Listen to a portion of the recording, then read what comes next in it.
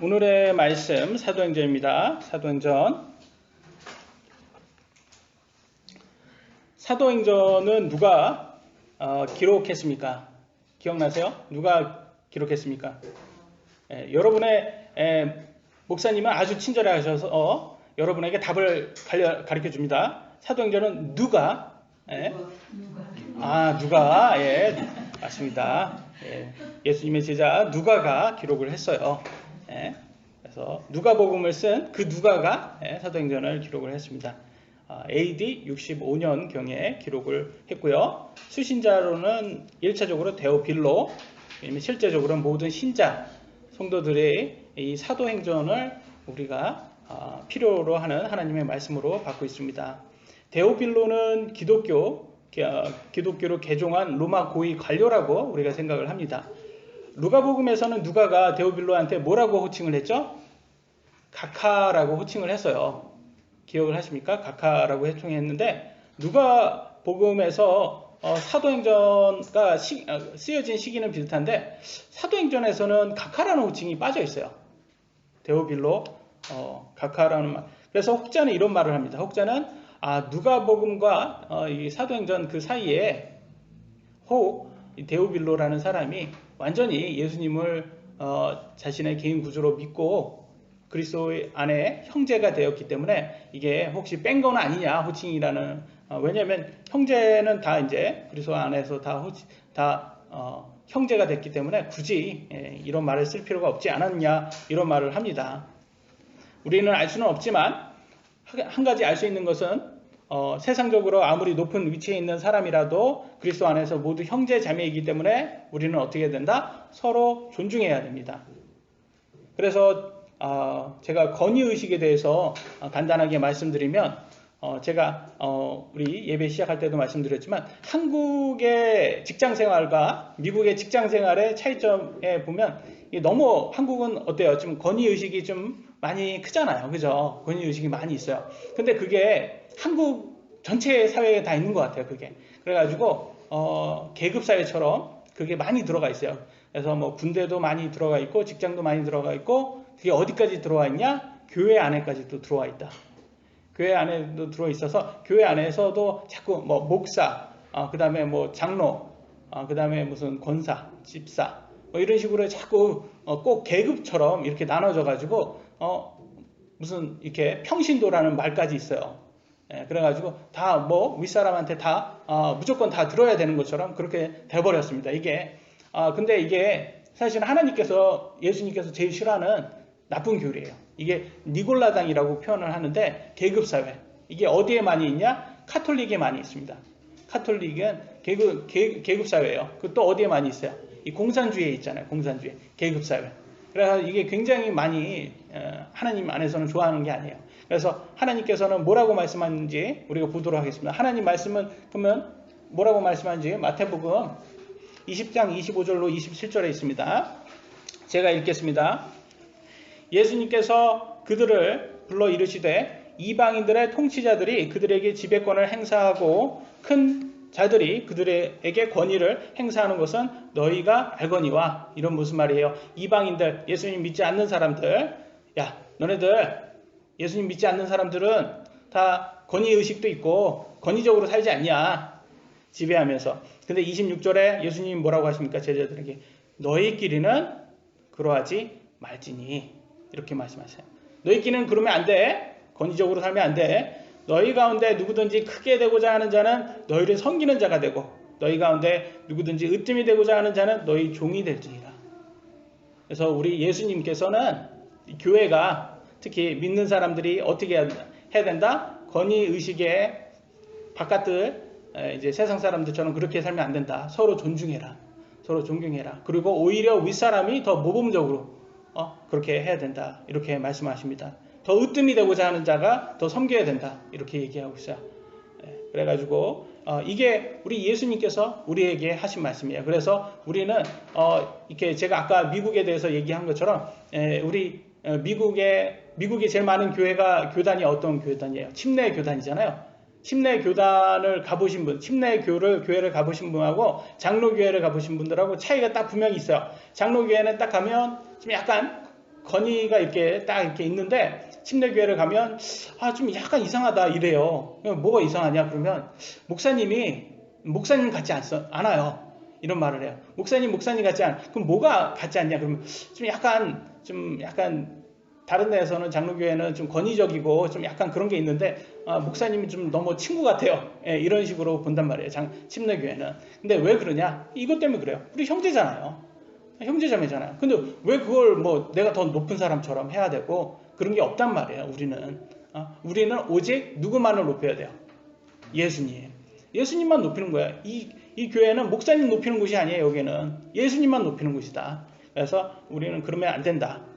그럼 반대로 성경에는 감사하게도 그러면 너네 목사님 형제니까 좀 막대해도 되냐? 이런 말이 나올 수 있어요. 막대해도 되냐? 근데 그런 부분도 목사님뿐만 아니라 이 상하관계가 있잖아요. 우리가 상하관계에 있을 때는 막대해도 되냐라고 할 때 성경에서는 또 이렇게 말씀하세요.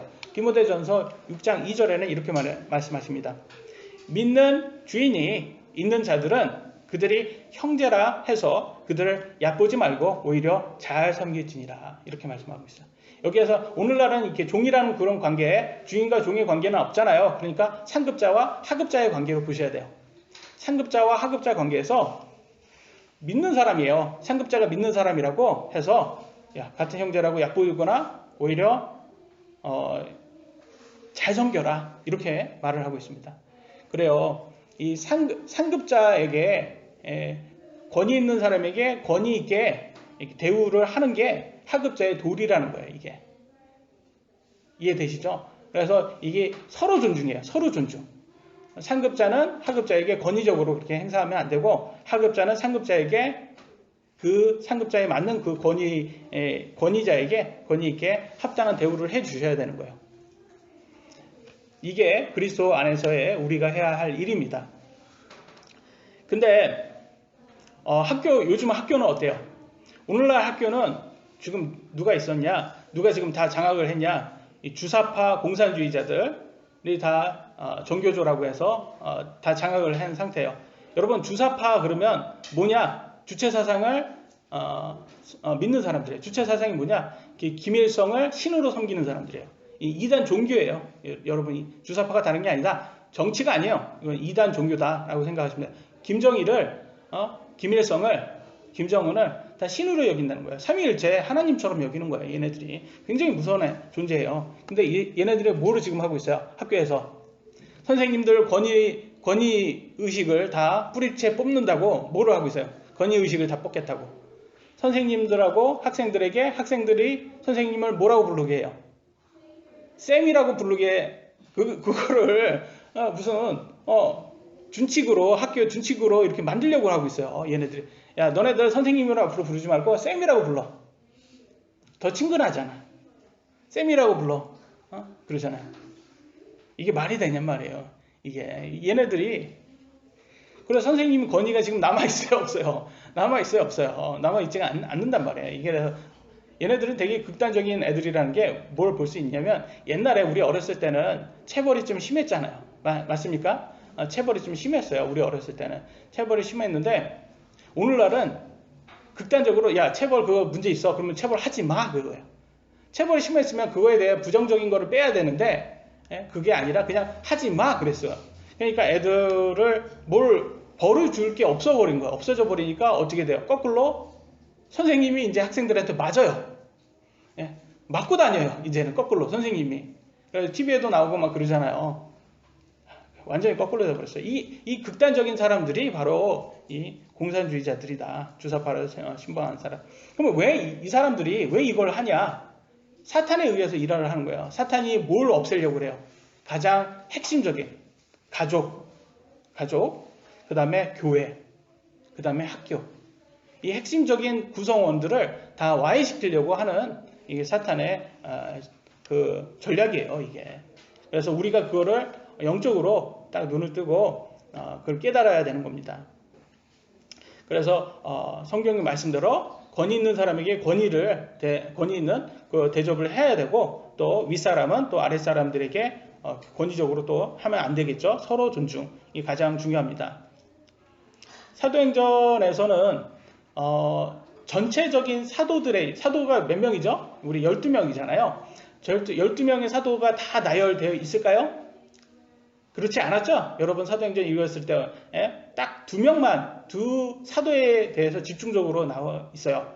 사도 첫 번째 1장부터 12장까지 보면 사도 베드로를 집중적으로 다루고 있고요. 13장부터 28장까지 마지막 장까지 보면 사도 바울의 행적을 다루고 있습니다. 예수님께서 승천을 하신 다음에 사도행전 1장을 보시면 예수님께서 제자들과 40일 동안 동행한 다음에 가르친 다음에 이게 하늘로 올라가는 이 승천의 모습이 나옵니다. 그 다음에 위로자 성령님께서 내려오세요. 2장에 보시면 그래서 사도들에게 오순절날 이렇게 임하십니다. 그 다음에 뭐라고 말씀하셨냐면 사도들이 세상 끝까지 다니면서 예수 그리스도의 증인이 되라고 말씀하십니다. 예수 그리스도의 증인.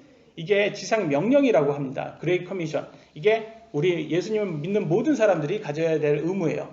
같이 한번 볼까요? 사도행전 1장 8절입니다. 같이 한번 읽어보겠습니다. 시작. 오직 성령님께서 너희에게 임하시기에 너희가 권능을 받고 예루살렘과 온 유대와 사마리아에서 그리고 땅의 맨 끝지역까지 이르러 나를 위한 증인이 되리라. 아멘.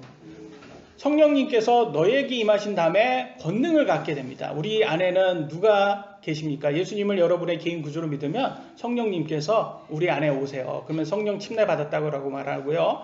그러면 이게 권능이에요. 이 성령님이 우리에게 권능을 주는, 인간은 할 수 없는 그 권능을 주세요. 그 권능으로 어디까지? 땅 끝까지 가서 누구의 증인이 되라? 예수 그리스도의 증인이 되라. 이것이 지상 명령입니다. 우리들이 해야 될 일이에요. 예수님의. 그래서 세상 끝까지 가서 선교사들도 파송하고 막 그러잖아요. 교회가 이게 하는 게 이것 때문에 하는 겁니다.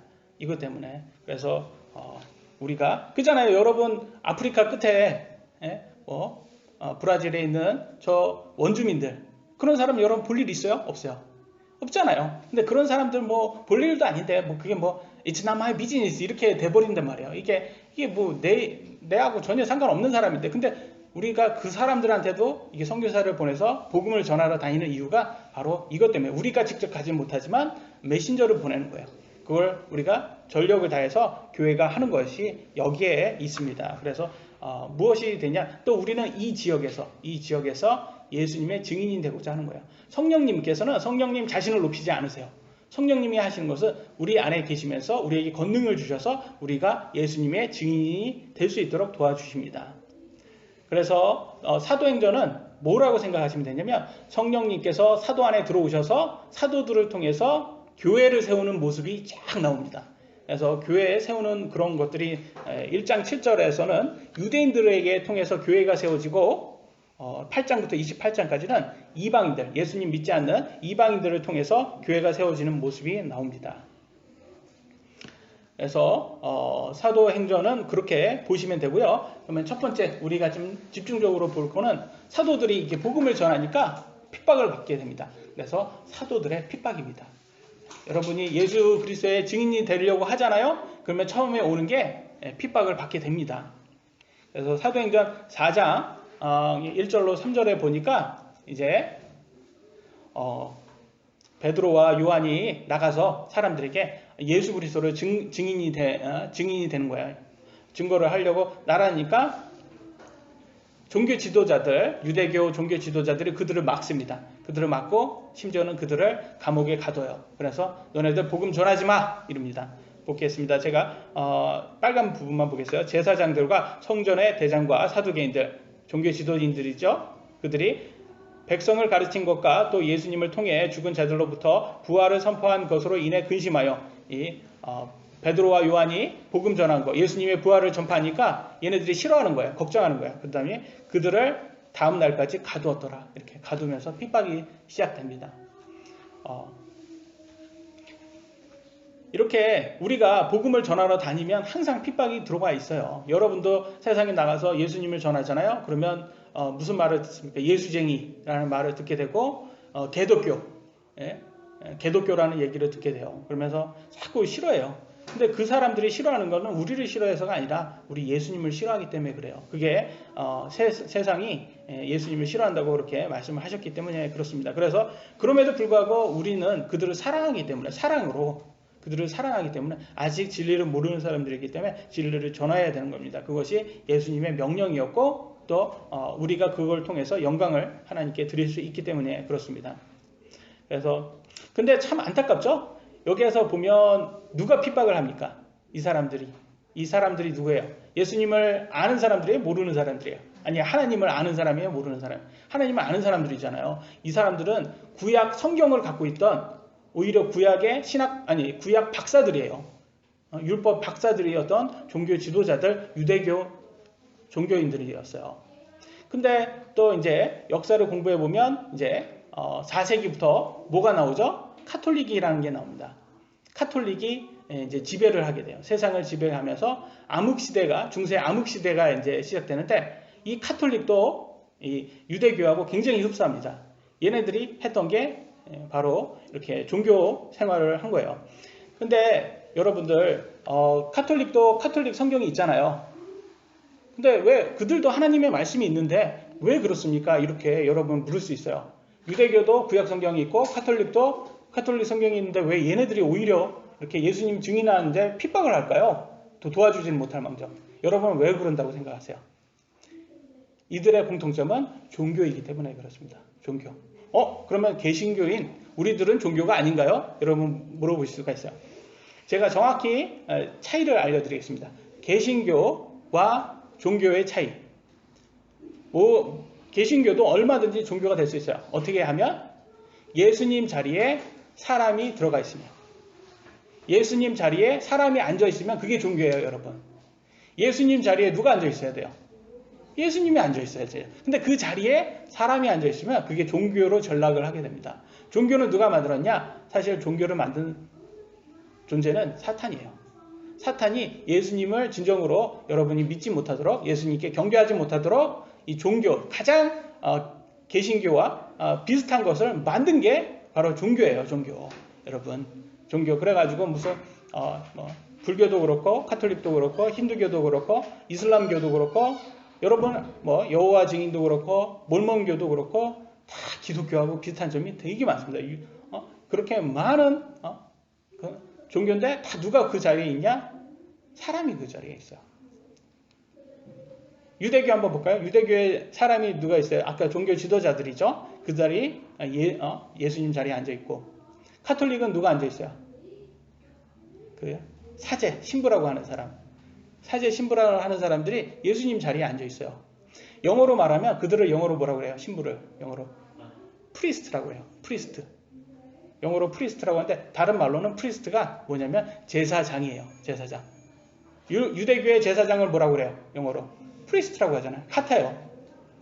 뭐냐면 유대교에서는 옛날 예수님 오시기 전에는 여러분이 하나님께 뭘 드리고자, 희생물을 드리고자 할 때 누구를 통해서 드려야 됐어요?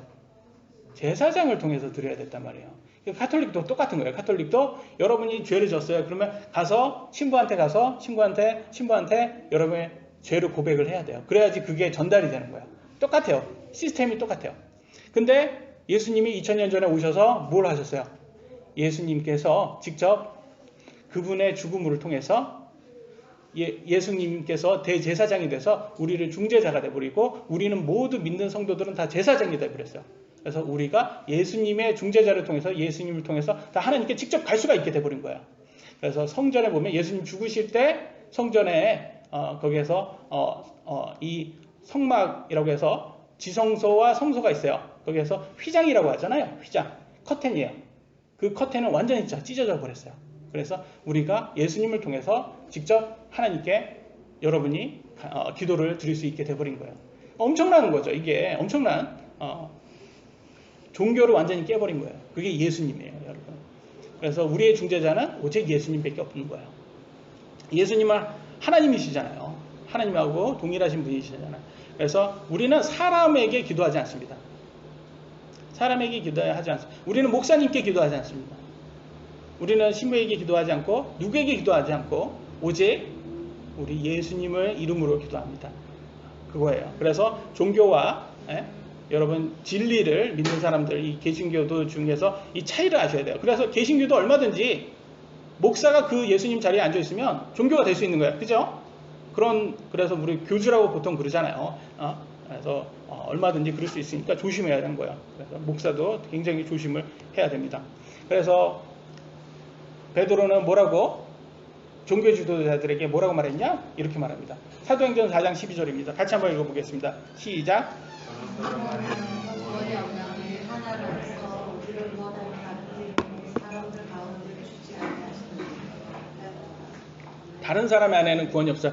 이 12절 이전에 보면 예수 그리스도를 얘기하고 있어요. 베드로가. 예수님 외에는 구원이 없다라는 거예요. 여러분, 이 땅에서 어떤 사람에게도 하나님께서 우리를 구원할 수 있는 권능을 준 사람이 없어요. 예수님 외에는. 그래서 이 말씀을 잘 들어야 돼요. 근데 이 카톨릭은 신부가 그 자리에 앉아 있었잖아요. 그래서 나중에는 뭐라고 했어요? 면죄부라는 거 얘기 들어보셨죠?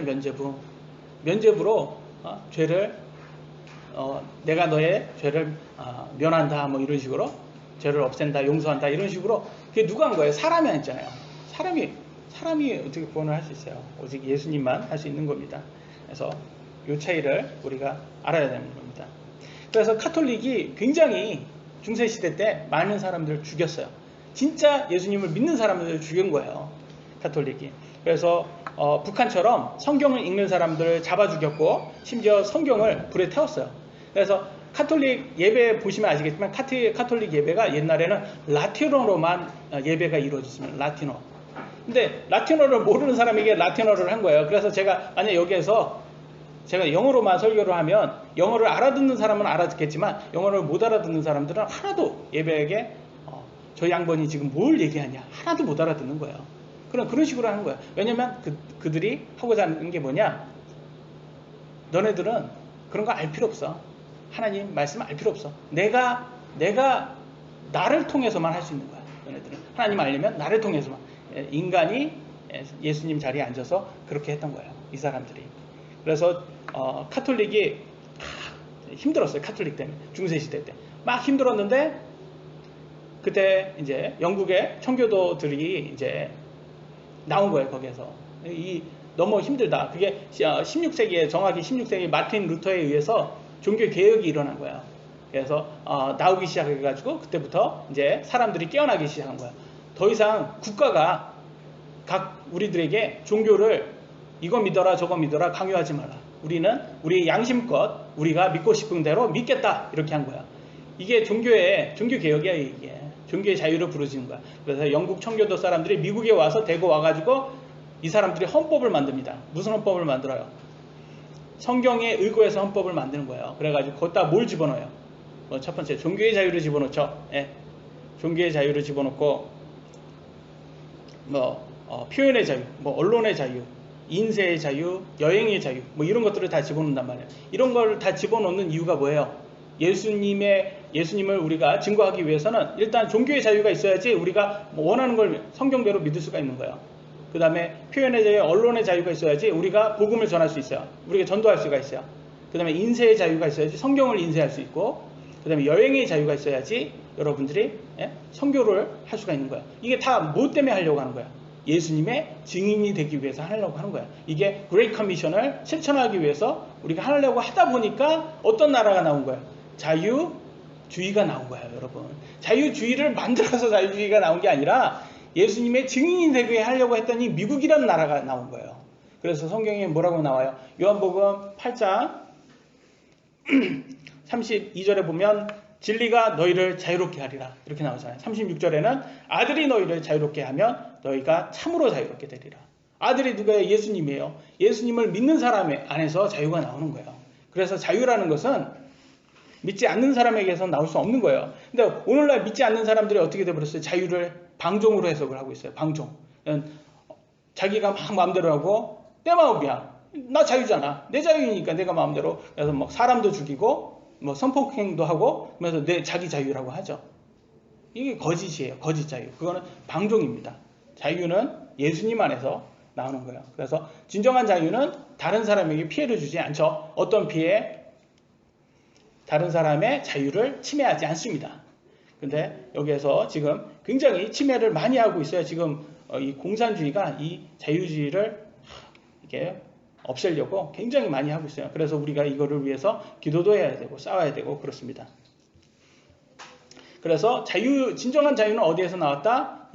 우리가 예수 그리스도를 증인이 되고자 하다 보니까 나온 게 진정한 자유주의다라고 이걸 깨달으시면 됩니다. 그래서 여러분 한번 보세요. 세계를 보시면 잘 사는 나라는 누가 잘 살아요? 예수님 믿는 나라가 잘 살죠. 특히 일본 같은 데는 예수님을 믿지는 않지만 예수님을 믿는 이 시스템을 받은 나라, 자유주의를 믿는 나라가 잘 살잖아요, 여러분. 근데 남미 한번 보세요. 남미가 잘 살아요? 러시아 한번 가서 보세요. 러시아가 잘 사는지. 이게 다 그런 데 가면 예쁜 건물이 있어요. 무슨 건물이에요? 예쁜 건물. 남미를 가보셔도 되시고 러시아라든지 이런 데 가보시면 예쁜 건물이 있어요. 유럽도 그렇고 무슨 건물이에요? 그게. 여러분 테트리스 게임할 때 딱 나오잖아요. 예쁜 건물. 무슨 건물이에요? 그게. 성당이잖아요. 러시아 성당. 얼마나 예쁩니까 그게. 우리는 몰랐죠. 테트리스 게임할 때는, 저는 어렸을 때 게임할 때는 그게 성당인지도 모르고 막 이렇게 무슨 궁전인가 보다 뭐 이렇게 했는데 막 거기에서 막 나와서 막 댄스 하더라고요. 애가 춤을 추더라고요. 그게 알고 보니까 그게 성당이더라고요. 그래서 참, 성당 이렇게 보면 너무 예뻐요. 정말 예쁘게 합니다. 근데 알고 보니까 다 이게 종교가 들어간 거예요. 예수님의 자리를 다 차지하는. 얘네들이 가 있는 데는 다 못 살아요. 그리고 얘네들이 가 있는 데는 다 뭘 지향해요? 공산주의를 다 지향해요. 계급사회, 공산주의. 이 니골라당 교리를 다 하는데요. 근데 개신교, 이 예수님을 우리가 경배하고 예수님만을 영광 드리고 예수님의 증인이 되고자 하는 나라를 가보면 다 자유로운 자유주의를 표방한다. 이 차이를 보시면, 그래서 막 정치하고 종교하고 분리돼야 된다. 이거 다 거짓말입니다, 여러분. 다 거짓말이에요, 여러분. 정치하고 교회가 분리되는 게 아니라 국가하고 교회가 분리돼야 돼요. 국가가 사람한테 너 이거 믿어라 저거 믿어라 이렇게 하면 안 되는 거예요. 이게 어디에서 나왔대? 종교의 자유에서 나온 거예요. 이걸 거꾸로 해석을 해가지고 자꾸 교회에서 정치 얘기하지 말라고 하는데, 모든 정치가 다 교회에서 나오는 거예요, 여러분. 그러니까 제대로 된 정치를 알려면 정말 교회에서 제대로 가르쳐 줘야 되는 거예요. 두 번째, 그러면 교회 설립을 많이 사도행전에서 중요시했어요. 교회가 왜 중요하길래 성경에서는 사도행전은 교회를 많이 이렇게 세우는 모습이 나올까? 그러면 먼저 요한복음을 가서 보시면 요한복음 2장 15절에 예수님께서 사도 베드로에게 이제 이렇게 합니다. 내가 이것들보다 나를 더 사랑하느냐? 이렇게 묻습니다. 3번 물어봐요. 그러니까 베드로가 뭐래요? 아시잖아요, 예수님. 제가 예수님 사랑한 거. 근데 여기에서 이것들은 뭐 그때는 이렇게 어부였으니까 어부잖아요. 그러니까 생선 뭐 이런 것들을 얘기한 거야. 이것들보다 나를 더 사랑하냐? 그럼 여러분의 직업이 될 수 있고, 여러분의 물질이 될 수 있고, 여러분의 재산이 될 수가 있는 거야. 그거보다 나를 더 사랑하냐? 그러니까 베드로가 예, 사랑합니다. 그러니까 예수님이 뭐라고 했어요? 내 어린 양들을 먹이라. 이런 말을 합니다. 내 어린 양을 먹여라 그런다고 해서 내가 이제는 어부가 아니라 이제는 양을 키워야 되겠구나. 이렇게 해석을 하면 큰일 나는 거예요.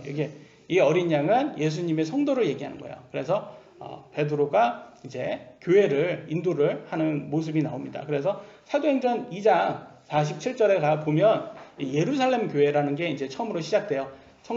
이제 성령님께서 이제 내려오신 다음에 사도들에게 임한 다음에 처음 때 시작된 초대교회가 예루살렘 교회예요. 예루살렘에서 시작된 교회인데, 그때 그거를 인도했던 사람이 바로 베드로입니다. 사도 베드로가 인도하면서 보시면 사도행전 2장 47절 보시면 주께서 구원받아야 할 자들을 날마다 교회에 더하시니라 라고 해요. 더한다고 게 이렇게 교회에서 더 많은 사람들이 와서 구원을 받는 모습이 나와요. 이게 베드로가 초대교회를 인도한 모습이고요. 나중에는 베드로는 뭘 하러 갔냐면 유대인들에게 이제 예수님 전하러 나가서 이제 어떻게 보면 복음 전도사의 역할을 하러 가고, 그러면 이 교회는 누가 맡아서 하냐? 야고보라는 사람이 맡아서 합니다. 여러분 야고보서 있죠? 야고보서. 그럼 이 야고보는 누구예요? 우리죠? 예수님의 남동생 유다서 있죠? 유다서. 이것도 예수님의 남동생. 엄마 같은 여동생. 엄마 이복동생이라고 보시면 돼요. 왜냐면 예수님만 성령님에 의해서 잉태했으니까. 근데 엄마는 같아요. 엄마는. 그래서 그 야고보라는 사람이 이 예루살렘 교회를 인도하게 됩니다. 나중에는. 그래서 이렇게 교회가 세워지는 모습이 나와요. 교회가. 그러면서 보면 갈라디아서 2장 7절 보면 이렇게 말합니다. 바울이 그래요. 바울이 말하는 게 베드로가 할례자를 위한 복음을 맡은 것 같이 내가 무할례자를 위한 복음을 맡은 것을 그들이 보았나니, 이 말은 뭐냐? 베드로는 뭐에 집중했어요? 유대인들에게 할례자, 유대인들에게 복음 전하는 복음 전도사가 됐고, 무할례자 바울은 이방인들에게 복음 전도사가 됐다. 요거를 보여주는 거야. 선교사가 됐다라는 모습을 보여주고. 그러면 교회가 왜 중요하냐? 교회가 왜 중요하냐? 교회에게는 특별한 권능이 있기 때문에 중요한 거예요. 교회가. 보겠습니다. 먼저 마태복음 16장 18절 보면 예수님 말씀하십니다. 이 반석 위에는 내가 내 교회를 세우리니 지옥의 문들이 그것을 이기지 못하리라. 대단하죠. 교회에게 무슨 능력이 있어요? 지옥이 이기지 못하는 능력이 교회에 있는 거예요. 여러분. 근데 이 교회는 누구 거예요, 여러분? 교회는 누구 거예요? 여기에서 말씀하잖아요. 내가 내 교회를 세운다고 하잖아요. 베드로가 세워도 예수님이 세운 거예요. 그리고 베드로가 세워도 베드로 게 아니에요. 누구 거예요? 예수님. 내 교회라고 하잖아요. 내 교회. 예수님 거예요. 물금침대 교회는 누구 거예요? 예수님 거예요. 예수님 거. 모든 진정한 교회는, 성경적인 교회는 다 예수님 거다. 목사 거 아니에요. 목사 거 아니에요. 성도 것도 아니고. 우리가 다 운영은 하지만, 목사와 성도가 운영은 하지만 진정한 주인은 예수님 거다. 이렇게 해서 그렇게 성경적으로 나가는 교회는 지옥의 문들이 교회를 함부로 할 수가 없어요. 그래서 이 교회 안에 들어온 우리 지체, 우리는 지체잖아요. 모든 성도는 예수님의 교회의 지체예요. 지체들은 안전한 거예요. 지옥으로부터 안전한 거예요. 그래서 마태복음 16장 19절에 보면 내가 하늘의 왕국의 열쇠를 내게 주리니 라고 했어요. 그래서 이 교회에게 하나님의 왕국, 천국이죠. 천국의 열쇠를 받은 게 보여요. 그래서 교회에 여러분, 교회에게는 그런 능력이 있다. 천국에 갈 수 있는 능력이 있다. 이런 게 볼 수 있고, 에베소 5장 25절에 보니까 이렇게 나옵니다. 그리스도께서 교회를 사랑하사 교회를 위해 자신을 주신 것 같이 예수님께서 누구를 위해서 죽으셨어요? 교회를 위해서 죽으셨다고 이렇게 말하고 있어요. 교회. 그러니까 여러분이 예수님을 여러분의 개인 구주로 믿으면 여러분은 뭐가 되는 거예요? 교회가 되셔야 돼요? 교회가 되셔야 되는 거예요. 이게. 교회를 어떻게 돼요, 여러분이? 교회의 지체의 일원이 돼야 되는 거죠? 여러분이 교회의 일원이 돼서 교회의 지체가 돼야 되는 거예요. 예수님의 지체가 돼야 되는 거예요. 몸의 지체. 예수님은 머리시고 교회는 예수님의 몸입니다. 우리는 다, 성도들은 다 지체예요. 그래서 지체가 누가 더 중요하다고 말할 수가 없어요. 다 중요해요. 다 귀한 겁니다. 네? 그런데 오늘날 어떤 교리가 왔어요. 예수님이 구원자라면 다 천국 간다는 그런 교리가 들어왔어요. 그러니까 교회에 섬기지 않아도 된다. 교회 지체 일원 아니어도 된다. 그냥 유튜브 보고 신앙생활 안 해도 된다. 그냥 유튜브 마음대로 보고 그냥 설교 일주일에 한 번 보고 네 원하는 대로 살아도 돼. 그래도 너 천국 가. 이런 잘못된 교리가 왔어요. 그래가지고 많은 사람들이 지금 교회 회원이 되지 않고 교회는 섬기지도 않으면서 자꾸 자기는 나는 예수님 믿으니까 천국 간다고 하고 그런 환상을 갖고 있단 말이에요. 그게 성경적이지 못하다. 왜 그러냐? 사탄이 자꾸 종교화 시키는 거예요. 종교화 어떻게 종교화 시켜요? 무슨 요슬램프에 무슨 마법 주술을 외우는 것처럼 예수님이 너의 구원자다 그러면 이렇게 말만 한다고 다 구원받는다고 생각한다는 거예요. 무슨 이게 마법 주술이냔 말이에요. 그냥 말만 하면 다 구원받는다. 진정한 구원은 어디까지 와요? 성화 구원까지 나와야 돼요. 그래서 열매가 나와야 되는 거예요. 그래서 예수님 뭐라고 했어요? 열매 없으면 다 잘라버린다고 하잖아요. 가짜라는 거예요. 열매 없으면. 행위 구원이 아니에요. 여기에서는 행위 구원이 아니라 진짜 믿으면, 니네가 진짜 믿는다면 열매가 나와야 된다는 거예요. 이건 거꾸로예요. 믿음이 먼저고 그 다음에 열매는 나중에 나오는 거예요. 이거는 행위 구원이 아니에요. 근데 이걸 거꾸로 해석하시면 안 되고 믿음이 먼저고 믿음에는 행위가 없잖아요. 믿음이 먼저고 그 다음에 진짜 믿음이면 행위가 나오는 칭의 구원과 성화 구원이 하나입니다. 그래야지 영화 구원까지 될 수가 있는 거예요.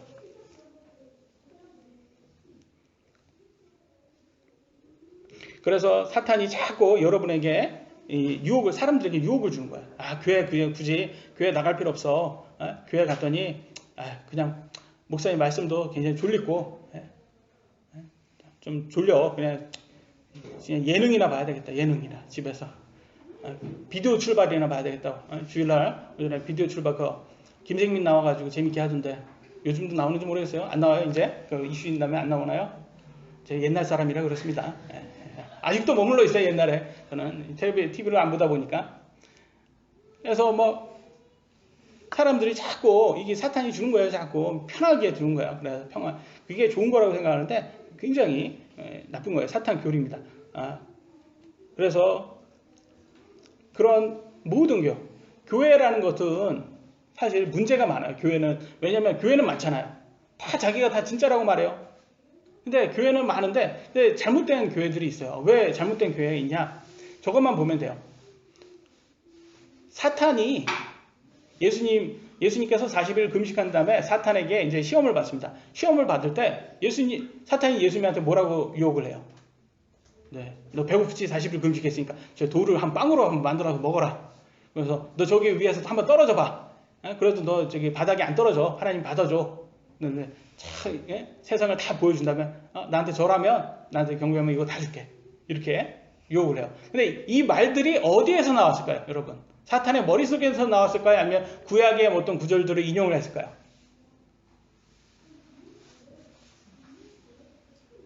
이게 생뚱맞게 사탄이 그냥 만들어낸 걸까요? 아니면 구약의 어떤 걸 좀 요리조리 해가지고 인용을 했을까요? 인용을 한 거예요. 그래서 예수님도 다 사람이 빵으로만 사냐, 하나님의 모든 말씀으로 산다, 이런 식으로 해서 그것도 구약의 인용이죠. 그걸로 다 해결을 해요. 그러니까 성경 말씀이라도 사탄이 있으면 무슨 교리가 나오는 거예요? 사탄 교리가 나오고 예수님이 있으면 예수님의 교리가 나오는 거예요. 그러니까 중요한 거예요. 이게 교회가 다 성경 쓴다고 해서 다 자기가 진짜라고 막 그러는데 어떻게 해석을 하냐, 어떻게 쓰냐가 중요한 거예요. 그래서 성경은 뭐라고 말해요? 요한일서 4장 1절 같이 한번 읽어보겠습니다. 시작. 사랑하는 자들아 영을 바라지만 오직 그 영을 하나님께 속하였는지 그것들을 시험하라. 이는 만난 것을 되었자들 당에서 사겠다고. 아멘. 그 영이 하나님께 속았는지 시험을 해보라고 하고 있어요. 시험을 해보라. 왜? 거짓 대언자들이 많다. 가짜가 많다라는 거예요, 여러분. 목사인데, 교회인데, 가짜가 너무 많다라는 거예요. 조심해라, 너네들. 확인 좀 해라. 너네 그냥 교회라고, 목사라고 다 믿지 말고 확인 좀 해라. 어떻게 확인하겠어요, 여러분? 그래도 목사님이 저보다 그래도 성경적인 지식은 더 많잖아요. 어떻게 하겠어요? 일단 여러분이 뭘로 확인을 해야 되는 거예요? 성경으로 확인을 해야지 가장 안전하고, 여러분들도 예수님을 믿는 사람이 있기 때문에 여러분 안에 성령님이 계시잖아요. 성령님이 여러분의 선생님이에요. 그래서 성령님의 말씀을 잘 들으셔야 돼요. 그래가지고 성령님 말씀대로 이렇게 보다 이게 성경적으로 이 교회가 맞습니까? 자꾸 물어봐야 되고, 이렇게 믿는 게 맞습니까? 자꾸 물어봐야 되는 거예요. 기도를 해보시고, 그래서 시험도 해보고. 왜냐면 잘못했다가는 큰일 나요. 뭐라고 또 성경에 뭐라고 나왔어요? 마태복음 15장 14절에 뭐라고 했어요? 눈먼 자를 인도하면 어떻게 된다고요? 둘 다 도랑에 빠지리라. 목사가 가짜면 너도 가짜라는 거예요. 너도 목사가 지옥 가면 너도 지옥 간다는 거예요, 여러분. 굉장히 무서운 말이에요, 이거. 잘 선택해야 되는 거예요. 교회도 선택도 굉장히 성경적으로 잘 선택을 해야 되는 거예요. 왜냐면 가짜가 너무 많다는 거예요, 교회 선택도. 그래서 우리는 여러분 성경적인 이 교리를 여러분도 공부를 열심히 하셔야 돼요. 그래서 근데 오늘날 이 말을 잘하고, 목사들이 다 말 잘하잖아요. 말도 잘하고 똑똑하기도 엄청 똑똑해요. 근데 그 믿음을 보셔야 돼요. 믿음을 보면 어디가 있냐? 주사파 사상이 들어가 있는 그런 목사가 너무 많아요, 한국에. 이 주사파는 제가 아까 말씀드렸죠? 이 이단 종교예요, 이단 종교. 김일성을 신으로 섬기는 이단 종교. 지금 엄청 많이 교회 안에 엄청난 많은 목사가 지금 주사파 사상을 믿고 있단 말이에요. 그게 진짜냔 말이에요. 여러분 생각 한번 해보세요. 예수님이 아닌, 그러니까 한국교회 목사 지금 굉장히 지금 문제가 많은 목사가 많다. 근데 그런 사람들이 다 추구하는 게 뭔지 아세요? 먼저 WCC에 가입돼 있어요. WCC가 뭐예요? 카톨릭하고 연합하자는 거예요. 모든 종교가 연합하자. KNCC 여기에 가입돼 있고, 그 다음에 얘네들이 뭘 하냐? 동성애를 지지합니다. 그것도 사랑이야. 동성애를 지지합니다. 이 카톨릭이 얘네들이 굉장히 그래서 보면 카톨릭 있는데 동성애가 심해요. 카톨릭을 굉장히 그게 거룩한 척을 얘네들 이미지를 엄청 관리를 잘하지만 아주 문제가 많아요. 그 다음에 요즘에 최근에 유럽에서 많이 하는 게 얘네들이 이슬람하고 손을 잡았어. 이슬람하고 손을 잡았어. 얘네들 종교끼리는 다 큰 거를 위해서는 다 이렇게 손잡을 수가 있어요. 얘네들. 그 다음에 원래부터 추구하는 바는 공산주의고. 그러니까 여러분들이 이런 것들하고 관계 있는 사람들하고는 이게 거리를 둬야 되는 거예요. 이런 거를 지지하는 목사들하고는. 그래서 굉장히 지금 심각하다. 한국 교회 많은 교회가 지금 심각한 상황이 있습니다. 여러분 졸리겠지만 빨리 끝내겠습니다. 마지막 제일 중요한 건데 성령님입니다. 성령님이 들어가면 사도들이 변해요. 확 변합니다. 첫 번째 볼 거는 스데반이라는 사람이에요. 스데반은 누구였을까요? 스데반 사도였습니까? 목사였습니까? 누구였죠? 스데반이라는 사람은? 누구였죠? 스데반은?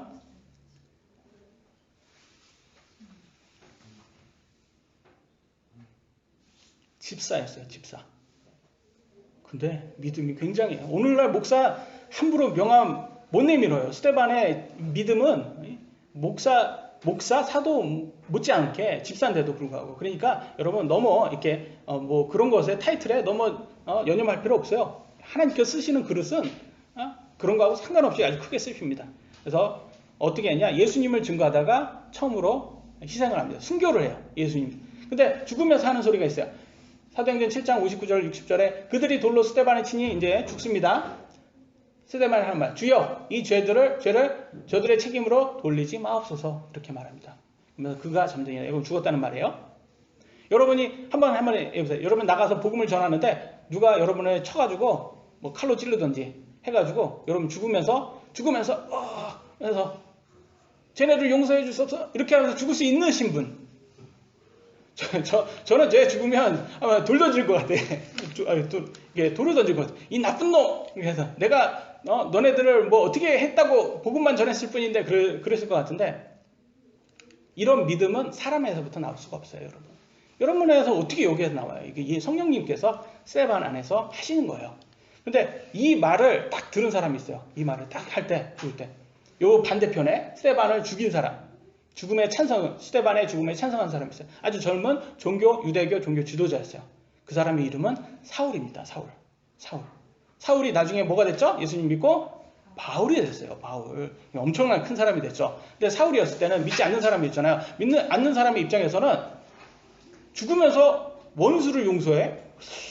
얼마나 감명 깊었을까요? 그죠? 근데 다마스쿠스로 가는 길에 자기도 또 이제 딱 죽이려고, 예수님 믿는 사람들 잡아 죽이려고 가는 길에 갑자기 예수님이 딱 나타나는 거예요. 예수님을 만나는 거예요. 그러면서 깨달은 거예요. 예수님 믿고 나서 성령님이 딱 받으니까 스데반의 죽음에서 일한 거는 스데반이 아니었고 성령님이었구나. 이게 깨달은 거예요. 그래서 여러분 그러니까 여러분 안에서 일하는 분이 성령님이 일하시는 거지 여러분이 하는 게 아니에요. 여러분 원수를 용서해라. 할 수 있어요? 보통 여러분 남편이 이렇게 왼수잖아요. 왼수인데 남편이 용서하기가 굉장히 힘들거든 이게. 근데 남편을 용서를 하라 맨날 해야 되는 거예요 이게. 남편을 용서하는데 그거 어떻게 뭘로 해야 돼? 그러니까 성령님으로 하는 거예요. 성령님으로. 사람이 할 수 없어요 이게. 그래서 이 결혼 생활이 오래 하는 사람들은 결혼 생활 오래 하잖아요. 이 성령님이 하시는 거예요. 성령님이. 사람이 할 수 있는 게 아니야. 그래서 자꾸 이혼하는 거는 이렇게 성령님이 없어서 자꾸 이혼하는 거예요. 성령님이 하는 거예요. 그래가지고 이제 딱 바울도 이제 구원 받았잖아요. 바울도 구원을 받으니까 성령님께서 그 안에서 똑같이 일을 하는 거예요. 똑같이 일하면서 돌 맞아 죽습니다. 바울이 돌 맞아 죽는 모습 한번 볼까요? 죽는데 다시 살아나요. 이 바울은 하나님 계속 쓰셔야 되니까. 사도행전 14장 19절로 20절 보면 어떤 유대인들이 돌로 바울을 친 뒤에 그가 죽은 줄로 생각하고 도시 밖으로 그를 끌어내니라. 그래서 얘 죽었네. 바깥으로 끌어냈어요. 끌어내니까 그가 일어나 도시로 들어갔다가 이튿날 바나바와 함께 더베로 떠나니라. 다시 죽었다 일어난 사람이 여러분 죽었다 일어났어요. 그럼 뭐라고 생각하세요? 이거 죽을 뻔했어. 나 거의 죽을 뻔했어요. 안 되겠어. 이거 전도도 뭐고 선교도 뭐고 이거 이러다 나 죽겠어. 이게 할 수 있는 사람이 할 수 있는 일이 아니네. 이게 너무 힘드네. 이게 아니에요. 그냥 뚜벅뚜벅 계속 선교 하나 가는 거예요. 뭐 여기 안 받아? 다른 도시로 가서 내가 선교하는 거지. 이거예요. 여러분 같으면 이 사람이 할 수 있는 일이라고요. 사람 할 수 없어요. 이거 누가 할 수 있어요? 여러분 안에 있는 성령님이 하시는 겁니다. 그래서 여러분 너무 걱정하지 마세요. 너무. 왜냐면 나중에 핍박이 오잖아요. 핍박이 오면 알곡과 가라지가 나눠집니다. 진짜인지 가짜인지 이게 진짜 믿는다. 지금은 이게 핍박이 없을 때는 알곡과 가라지가 똑같아요. 믿는 사람이냐 안 믿는 사람이냐 그게 차이가 안 나와요. 근데 딱 핍박이 딱 오잖아요. 그럼 알곡과 가라지가 명쾌하게 분리되고 거기에서 진짜 믿는 사람들이 성령님 안에서 이렇게 크게 일하시는 거예요. 그러니까 지금 여러분 너무 지금 이렇게 나의 믿음이 너무 작다 이렇게 너무 그걸로 고뇌하실 필요 없어요. 오직 성령님 말씀만 잘 들어야 돼요. 그럼 성령님 말씀 들으려면 어떻게 해야 되겠어요? 여러분 기도를 많이 하셔야 돼요. 그 다음에 성경을 많이 읽으시고 그 다음에 기도하시면서 성령님께서 음성으로 여러분에게 말 안 해요. 거의.